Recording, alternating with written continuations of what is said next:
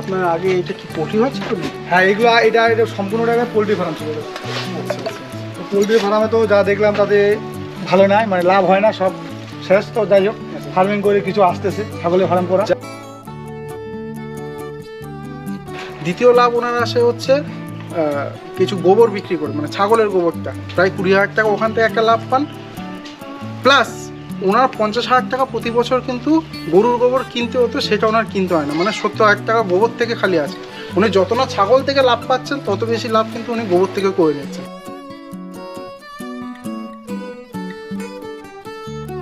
বাইরের ছাগলের মাংস রেট কম, বাইরে থেকে যে ছাগল আসে তার রেট কম আছে। যেমন বিহার থেকে যেগুলো আসে আমাদের 600 টাকার মধ্যে মাংস পাওয়া যায়।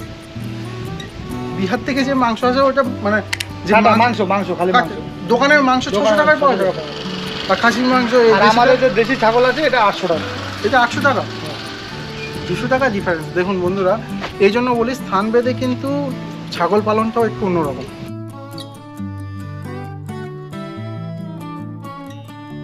এইটা বিরাট একটা মুন্ডি বলে এটাকে, কিন্তু আমিও অরিজিনাল জানি না কি, আমি এটাকে কিনে নিয়ে আসা বিরাট। আমার কিন্তু পুরো বন্ধুরা দেখে পুরো মনে হচ্ছে ভেড়া। এইটা হলো এই বিরাটটা হলো তো না, ভেড়া না এটা।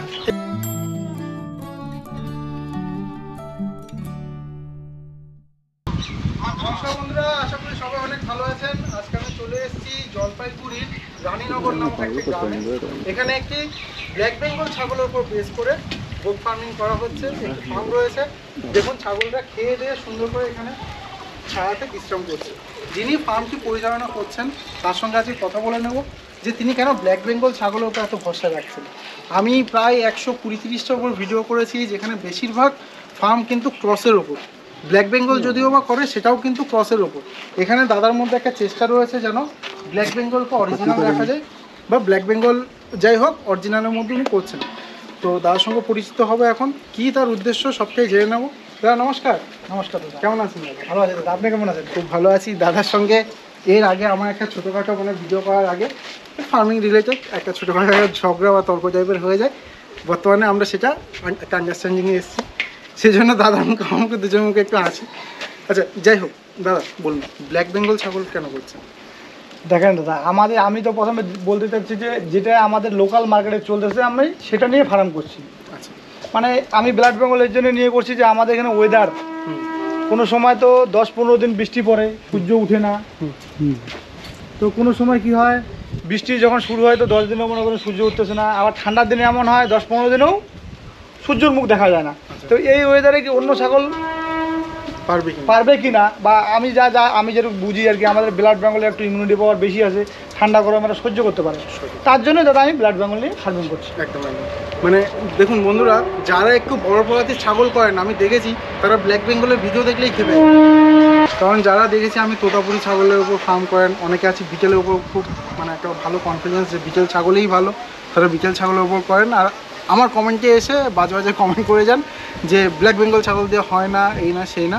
দেখুন এটা তো খুবই বাস্তব যে উত্তরবঙ্গে যখন বৃষ্টি হয়, একাধারে বৃষ্টি হয়, বৃষ্টির মধ্যে ছাগল পালন করা কিন্তু বাস্তবে একটু কঠিন। যারা করেন তারা জানেন। অনেকে আবার কমেন্ট করে যাদের ফার্মই নেই, কিন্তু কমেন্ট করার বেলায় দুটো জ্ঞান দেওয়ার বেলায় ঠিক জ্ঞান দিয়ে চলে যাবেন, প্রথম।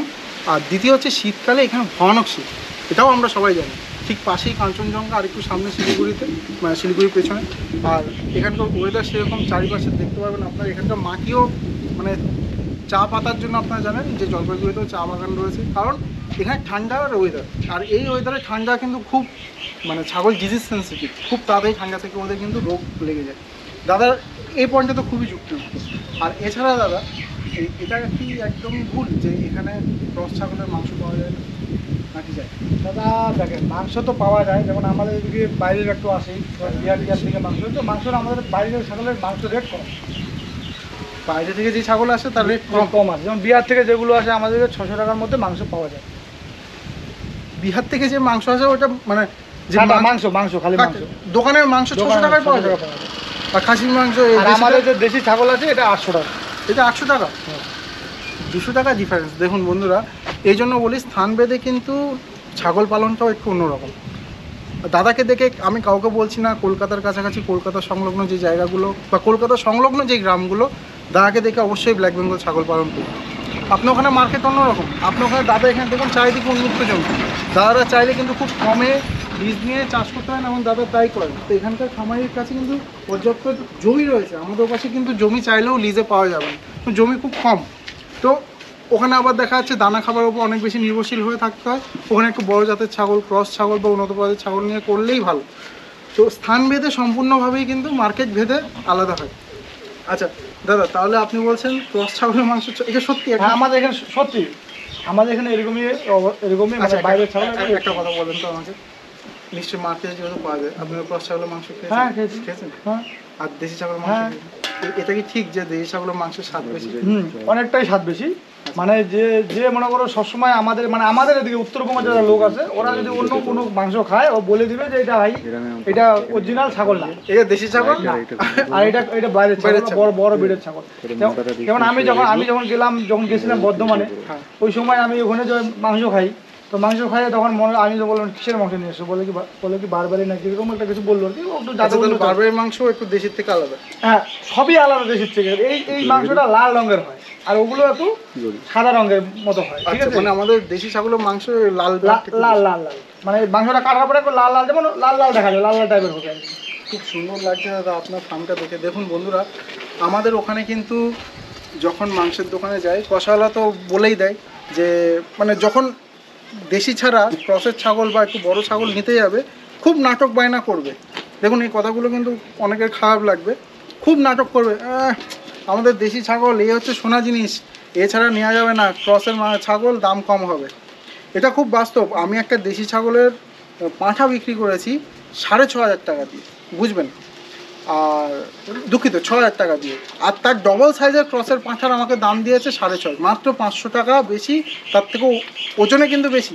সে যখন দোকানে বেচবে একই রেটে বেচবে দুটো মাংস। আমাদের ওখানে আবার এই আমাদের এখানে কেমন বলেন তো, পাঁঠার মাংসের চাহিদা বেশি আছে, তো পাঁঠার মাংস রেট বেশি আছে। পাঁঠার মাংস আমাদের এখানে 900 টাকা কিলো, লোকাল পাঁঠার মাংস হলে 900 টাকা কিলো। সেদিকে লোকাল পাঁঠার মাংস হলে 900 টাকা কিলো, আবার পাঁঠার মাংস আবার 900 টাকা। পাঁঠার মাংসের দাম বেশি। বন্ধুরা, এখানে উত্তরবঙ্গে কিন্তু আমি এর আগে একবার দুবার যে এসেছি, পাঁঠা মাংসই খেয়েছি আমরা, এবং এখানে কিন্তু পাঁঠার মাংসই খোঁজে। আর আমি দেখেছি মাংসের দোকানের গায়ে, আমাদের ওখানে কি লেখা থাকে, খাসির মাংসের দোকান, এখানে দোকানে লেখা থাকে পাঁঠার মাংসের দোকান, ঠিক না? পাঁঠার মাংসের দোকান লেখা থাকে। তো এখানে পাঁঠার মাংস খাওয়ার একটা চল রয়েছে। ছাগলকে কি খেতে দেন দাদা? ছাগলকে দাদা আমরা তো সকালে সাইলেজই খাওয়াই, আর দুপুরের পরে যা আমাদের কাঁচা ঘাস থাকে, নেপিয়ার বা যখন সিজনের যেসব ঘাস হয়, ধুনচে হ্যান ত্যান, আলফা যেগুলো আর কি করা যায় আর কি, ওগুলোই বিকালের দিকে খাওয়াই। ঠিক আছে, দুপুরের পরে ওই সময়টা কাঁচা ঘাসটা খাওয়াই। তো সকালে আমরা দুবার মনে করেন সাইলেজ দিই, তো বিকালে একবার কাঁচা ঘাস দিই। টোটালে 3 বারের মধ্যে ছাগলকে খাওয়া দিই, আর একটু জল দিই, জলের মধ্যে একটু খিচুড়ি টাইপের। কেনা খাবারের মধ্যে কিছু থাকে না? কেনা খাওয়ার মধ্যে দাদা ওই যে দানা খাবার অল্প 100 গ্রামের মতো পার ছাগল। 100 গ্রাম। আচ্ছা দাদা, মা ছাগল কয়টা আছে এখানে? দাদা আমার এখানে মা ছাগল 30-35টার মতো আছে, মা ছাগল 30 থেকে। আমি একটা হিসাব করবো, হ্যাঁ, তার জন্য আমি রাউন্ড ফিগারে 30 ধরছি। হ্যাঁ ধরেন, হ্যাঁ, প্রত্যেকটা ছাগল একটা খরচ হবে, প্রত্যেকটা ছাগলে খরচ করতে হবে। দাদা আমি যেভাবে নিজে করতেছি, তো আমি নিজে যেমন ভুট্টাটা করতেছি, সাইলেজ বানাচ্ছি, তো আমার 3-3.5 টাকার মতো খরচা হয়। আমরা 3 টাকায় ধরা চলে, তার মধ্যে বেশি খরচাটা আমার কেন হয়, কারণ কি প্লাস্টিকগুলো কিনতে লাগে, ওর জন্য আমার খরচাটা হয়। যদি ওগুলো যেমন আগের বার যেমন 1 বছরেরটা আমরা যেমন যে এই বছর যদি অল্প ড্রাম কিনে নিই, তাহলে পরের বছর আমাকে কিনতে লাগে না। ওটা তো ওয়ান টাইম ইনভেস্টমেন্ট, ওটা ছেড়ে দিচ্ছি। যেমন ঘরের খরচ আমি এখন ধরবো না, আমি মোটামুটি 3 টাকা ধরেন, 3-3.5 টাকার মধ্যে আমার পার কেজি হয়ে যায়। 3.5 টাকা। আচ্ছা, আমি 4 ধরি। হ্যাঁ ধরেন, 4ই ধরেন। তাহলে 30টা ছাগল মোটামুটি ধরেন না, আমার পার ডে যদি একটা ছাগলের 3-3.5 কিলো, 3 কিলোই ধরেন, তো 3 কিলো হলে আপনার যদি 4 বছরের 12 টাকা খরচা। আর কাঁচা ঘাস তো একবার লাগালে এমনি 2-1 বছর চলে যায়, মানে একবার লাগানোর পরে যে কোনো নেপিয়ার 2-1 বছর চলে, তো ওটার মধ্যে সার দিলে হয়, বেশি খরচা হয় না। লেবার চার্জ, যাক লেবার তো ফার্ম এমনি লাগেই, ওই লেবারটাই মনে করেন কাইটে কুটে নিয়ে আসলো। টোটাল পার ডে টোটাল ধরেন না, আমার ওই 10-12 টাকার মতো খরচা হয় পার ছাগলে। 12 টাকার মতো খরচা হয়। 30টা ছাগল রয়েছে? হ্যাঁ 30টা ছাগল রয়েছে, তাহলে 360 টাকা। 360 টাকা। আর যদি মাসে কত হচ্ছে তাহলে? এবার 360, তার মানে হচ্ছে 7,200, 7,000, 7,500 ধরেন। 7,200, 7,500 ধরছি হিসেবে সুবিধার জন্য। আর বছরে আপনার খরচা হয়ে যাচ্ছে প্রায় 90,000-এর কাছাকাছি। 90,000, 80-90,000, 1 লাখ, কোনো সময় অসুখ বিসুখ হলে 1 লাখ, পুরো 1 লাখ। 30টা মাছ হওয়ার পিছনে 1 লাখ টাকা আপনার বছরে মেনটেন্যান্স খরচা আছে। হ্যাঁ, আপনি বাচ্চা কটা বিক্রি করছেন? যেমন এবার এই দেখেন, বছর কটা বাচ্চা? এই বছর যদি বলি 40টা তো পাঠা ছাগল বিক্রি করছে। 40টা পাঁঠা ছাগল, দাম কিরকম? ওই যে দাদা বললাম দেখা, ওই যে যেমন পাঠাগুলো আছে, এই যে এই সাইজের পাঠাগুলো আছে 3000, 4000, 5000, মানে এভারেজ যদি ধরা যায় তো 4000-এর মতো হবে। না ওই না যে না, এক মিনিট আমি বলি। ধরেন এই পাঁঠাটা, হ্যাঁ, এই পাঠাটা দাদা এটা ছোট, এটা তো 2 মাস বয়সী হলো। না না, তাহলে 4000 টাকার একটা পাঁঠা দেখান। ওই যে দাদা 4000 টাকা পাঠা, ওই যে ওখানে যে সামনে ওই সাদা ছাগলটা ওখানে দাদা। আপনার মার্কেটটা বোঝার জন্য দেখছি, বুঝলেন? মনে করবেন এই যে এই পাঠাটা দাদা, এই যে পাঠা, ওই পাঁঠাটা, হ্যাঁ, এর দাম 4000 টাকা। হ্যাঁ আমাদের এখানে পাঠা ছাগলের একটু দাম বেশি আছে দাদা। আচ্ছা, এটা কে কিনবে আপনার থেকে? এখান থেকে যারা মনে করেন কষায়- কষায় টষায় যে পাবে, মানে যে আমাদের দিকে যে পালবে, যে পালবে না, মানে তাহলে? যে আমাদের এখানে কি হয় ফার্ম আছে তো, হ্যাঁ। যার দরকার আছে বাড়িতে মনে করেন অনুষ্ঠান একটা ছোট, আমাদের পাড়া মানে আচ্ছা, বেশি আচ্ছা, খাওয়ায়, মনে করেন আচ্ছা, একটা বার্থডে আছে নিয়ে গেলো, বা একটা বাড়িতে এরকম বেশি থাকলো। তাহলে ওটা বলছেন আপনি 4000 টাকা দাম আছে। হ্যাঁ, এবার যদি এটা যদি আমরা কষাইয়ের কাছে দেই, হ্যাঁ। কষাই যদি কাটি, তো কষাই তো ওটা কাটতে দেয় 300 টাকা 400 টাকা নিয়ে নিবে ওর হাজিরাটা, না তাহলে আমি কম পাবো। তো আমার এখান থেকে তো ওরকম হয় না, এখান থেকে নিয়ে যায়, তাতে আমার একটু ফায়দাটা বেশি হয়। তাহলে ওটা 4000 টাকা। 4000 টাকা দাম আছে। 40টা ছাগল আপনি হ্যাঁ। পাঁঠা বাচ্চা বিক্রি করবেন। হ্যাঁ, আরো যেমন আরো কিছু বড় আছে, কোথায় গেলে দেখাতে পারতেছি না এখন আপনাকে। না ঠিক আছে, কোনো অসুবিধা, আমি 40টা ওই 4 করেই আমি ধরছি। 1,60,000। তারপরে 1,60,000 এখান থেকে আসলো। আর এইবার এইবার আমি 14টা এবার খাসি বিক্রি করেছি। খাসি ঠিক আছে, খাসি খাসি যেরকম মনে করেন খাসিরা একটু গন্ডগোলি আছে, মানে 12-14 হাজার। 12-14 হাজার কি? মানে আমরা খাসি আমাদের দিকে তো কেজি হিসেবে বিক্রি হয় না, হ্যাঁ। মানে মানে দেখিয়ে বিক্রি হয়, যেমন এই যে এই খাসিগুলো, আচ্ছা, মানে বড় খাসি বিক্রি করে? বড় খাসি মোটামুটি, যেমন এই যে এই খাসিটা দেখতেছেন, এই খাসিগুলো দেখতেছেন, এগুলো মোটামুটি 8,000 টাকা 9,000 টাকা হবে। আপনি যেগুলো বিক্রি করেছেন এগুলো বড়, এর থেকে বড় আছে, ওগুলো এর থেকে বড়? এই যে এই যে এই যে এই যে এই যে এরকম আছে না, হুম। এইটা দাদা একটু ছোট আছে, এর থেকে আরো বড় আছে দাদা। ওই যে দাদা আপনি মোটামুটি 12,000 টাকার কাছাকাছি বিক্রি ওই যে করেন? ওই যে খাসিটা দুটো একসাথে শুয়ে সাদা ওই যে- কালো, ওই যে সাদা ওই বড়টা, হ্যাঁ। ওটা মোটামুটি 12-13 হাজার টাকা দাম আছে আজকের বাজারে। ঠিক ঠিক ঠিক ঠিক আছে। আছে, 12-13 কেন, হয়তো ভালো ইয়ে হলে আরো একটু দাম একটু দিতেও দাম হবে। হবে। এবার যেমন আমাদের আমরা গিয়ে হয়তো একটা সিস্টেমে চলি, বাস একটা যখন যেদিন চাহিদা থাকে, যেমন যা খাসি দেখতেছেন তাহলে ওরকম কটা বিক্রি করেছেন? এরকম তো আমরা দাদা বিক্রি বলতে তো বিয়ে বাড়িতে দিয়ে দিয়েছিলাম, হ্যাঁ। তো যাই হোক আর কি ওই 10-12টার মতো বিক্রি করছি, মানে এবারে যদি আপনি হিসাব করেন আমি 100 কিলো মাংস। আমি 10টাই ধরছি, হ্যাঁ, 12,000 করেই ধরছি, হ্যাঁ। ধরেন এখানে 1,20,000 পেলেন, আর ওইদিকে আপনি পেয়েছেন কত? 40টা 4,000 টাকা করে, 1,60,000, 1,60,000, 2,80,000। 2,80,000। আর আপনি এদিকে খরচা ছিল প্রথমে 1,00,000, হ্যাঁ, 1,00,000 খরচা ছিল। 1,00,000 ছিল। আর লোক রাখা আছে আপনার এখানে একটা লোক আছে দাদা। কত মাইনে? এই 9-10 হাজার টাকা দিই। 10ই ধরছি, 10ই ধরেন। 1,20,000, 1,20,000, তাহলে টোটাল খরচা হচ্ছে 2,00,000। 2,40,000 হয়ে গেল। 2,00,000 না, প্রথমে 1,00,000 ছিল, 1,20,000, 2,20,000। 2,20,000। আর ধরেন এদিকে ধরেন আরো মেডিসিন টেডিসিন যদি বাই চান্স কোনো অসুখ বিসুখ ভাইরাস চলে আসে, 2,20,000 হচ্ছে। তো হ্যাঁ 2,20,000। তাহলে লাভ কিন্তু বন্ধুরা, যেহেতু এটা সবে মাত্র এখন ব্রেক ইভেন পয়েন্ট পেরিয়েছে, আমরা সবসময় বলি অন্তত 3 বছর লাগে একটা ফার্মকে লাভে আসতে।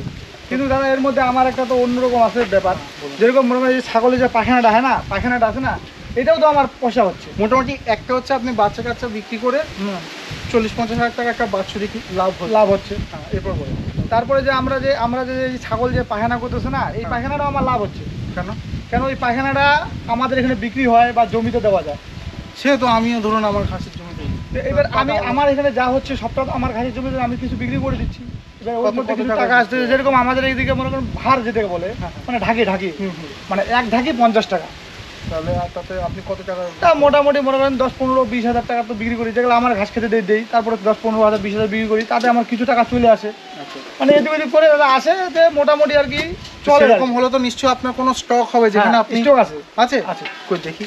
স্টক তো দাদা আমাদের ছাগলের গোবর বিক্রি করেও কিন্তু নিজের জমি, দাদার কিন্তু চা বাগান, বেশ বড় চা বাগান, ওখানে কিন্তু অনেক টাকা সার লাগে। দাদার অনেক সঙ্গে টাকা আমার লাগে। কথা হয়েছে যে সারা বছরে, মানে সেগুলোকে কিন্তু এখনো হিসাব করা হয়নি, সেখানেই উনি প্রায় 40,000 টাকা 50,000 টাকার মতো সারের খরচা আপনার। আমি 50,000 টাকার প্রতি বছর গোবর কিনতাম, এখন ফার্ম দেওয়ার পর আমার কিনতে হয় না, একবারও কেন না। তাহলে 50,000 টাকা প্রথম কিন্তু ওনার সেভ হয়ে যাচ্ছে। লাভের কথা যদি বলতে হয়, যেটা হয়তো উনি ক্যাশে পাচ্ছেন না, কিন্তু সংরক্ষণ থেকে পাচ্ছেন, গোবরের স্টকটা দেখি। গোবরের স্টক তো বাড়ি দিতে হবে। বাইরে যাবো, হ্যাঁ চলুন বাইরে। তো দাদা এটাই আপনার স্টক? হ্যাঁ দাদা, এখানে আমি মানে আমার স্টক বলবো না আমি, মানে ঘরের থেকে যে পায়খানাগুলো দুধের ফার্মার দেখলেন, ওখান থেকে যে পায়খানাগুলো আসে ওখান থেকে এখানে এসে জমা হয়। আচ্ছা, এখানে যে পায়খানা পেচ্ছাপ যা আছে, যা আমাদের হচ্ছে ফার্মের নোংরা মাঝে বাস আছে, সম্পূর্ণটা আমরা এখানে জমা করতেছি। এইটা যখন ভর্তি হয়ে যায় তখন এইটাকে উঠে আমরা ওইখানে যাই। বা ওদিকে রাখি। আবার ওপারে নিয়ে যান? হ্যাঁ, উঠাইতে হবে, কারণ ভর্তি হয়ে গেলে তো আচ্ছা আচ্ছা, ভর্তি হয়ে গেলে তো সমস্যা হবে। ওদিকটাও গিয়ে দেখবো। আর এবার সেগুলো কি এই পাশে হলো দাদা যে এইখানে যে যখন এই যে আমার এই চৌবাচ্চাটা ভর্তি হয়ে যায় না, তখন এর থেকে যে জলটা বের হয় কিছু, ওই জলগুলো আমরা এইভাবে ড্রামের মধ্যে উঠায় রাখি, ঠিক আছে। আচ্ছা, এই জলটার মধ্যে অনেক সার আছে।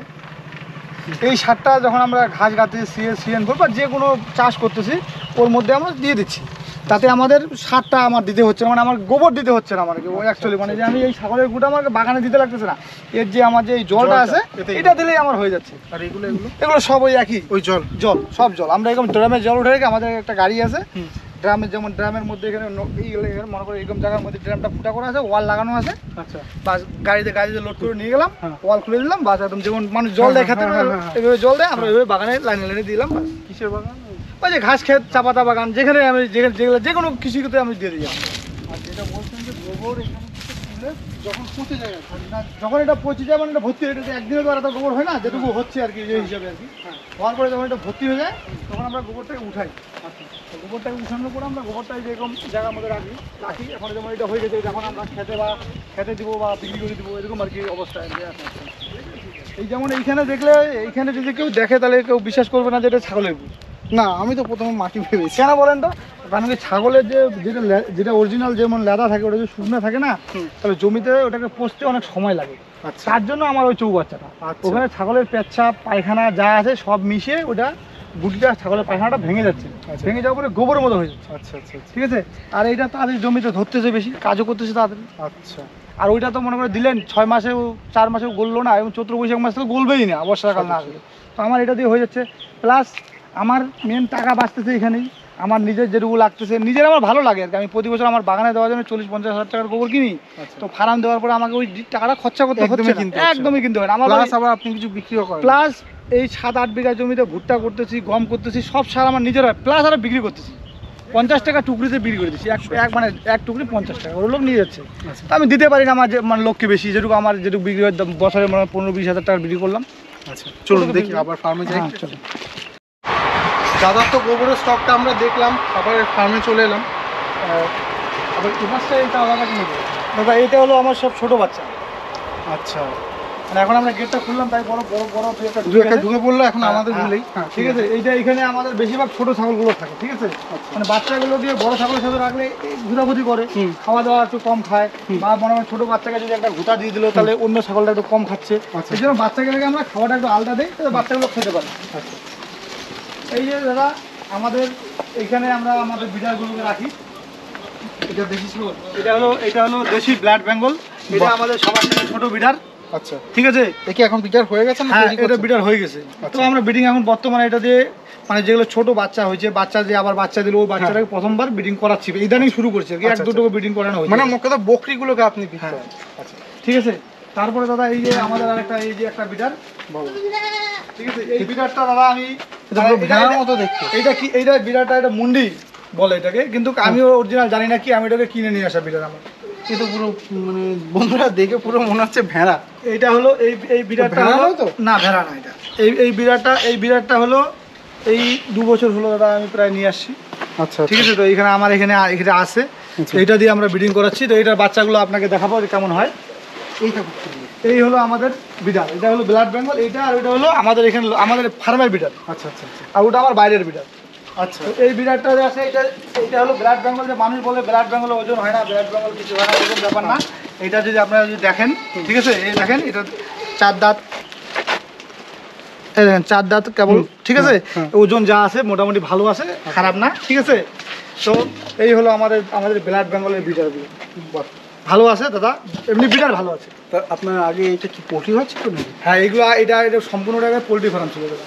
আচ্ছা আচ্ছা, তো পোলট্রি ফার্মে তো যা দেখলাম তাতে ভালো নয়, মানে লাভ হয় না, সব শেষ। তো যাই হোক, ফার্মিং করে কিছু আসতেছে, ছাগলের ফার্ম করা। যাই হোক, বছর শেষে আপনার অন্তত ওই দিক থেকে 40-50 হাজার টাকা একটা লাভ হচ্ছে। আর সার থেকে আমার ভালোই লাভ হচ্ছে। এবার কার কেমন হচ্ছে আমি জানি না। আমি বলে দিচ্ছি বন্ধুরা, বর্তমানে এই ফার্ম থেকে দাদার লাভটা কি আমি একটু সংক্ষেপে বলি। একটা হচ্ছে বছর শেষে বাচ্চা বিক্রি করে এবং কয়েকটা ম্যাচিওর খাসি বিক্রি করে উনি সব খরচ বাদ দিয়ে, হ্যাঁ, উনি মোটামুটি 40 থেকে 50 হাজার টাকা একটা লাভ পান।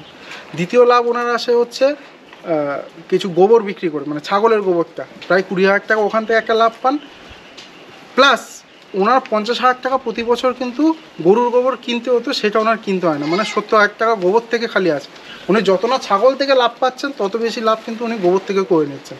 তাহলে টোটাল ওইদিকে প্রথম ছাগল থেকে 50,000 টাকা, এদিকে 1,20,000 টাকা, বছর শেষে একটা লোককে, একজন কর্মী নিয়োগ করে তাকে বেতন দিয়ে তার সংসার চালিয়ে কিন্তু দাদা নিজে আবার 1,20,000 টাকার কাছাকাছি কিন্তু এখন উপার্জন করছেন। এবং আমি দৃঢ় বিশ্বাস রাখি যে দাদার ফার্ম কিন্তু আরও বড় হবে এবং দাদার লাভের অঙ্কটা আরও ভালো হবে। তো দাদাকে অনেক ধন্যবাদ জানাই আমাকে সময় দিলেন। নমস্কার। অনেক ধন্যবাদ, নমস্কার।